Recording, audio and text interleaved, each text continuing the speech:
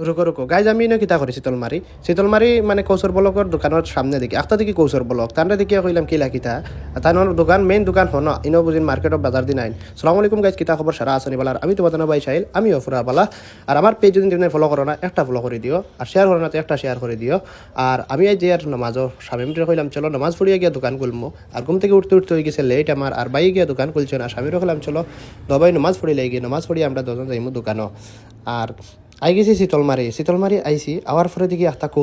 কৌশর বলক রে ভাইয়া জিকাইলাম কিলা কিতা তাইনোর দেখি তুমি কইলাম ইনোখানে তাইন কইলা না আমি বাজার দিন অন আই আর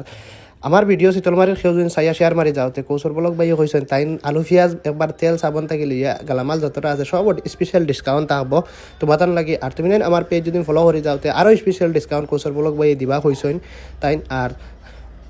আই গেলাম ফাইনালি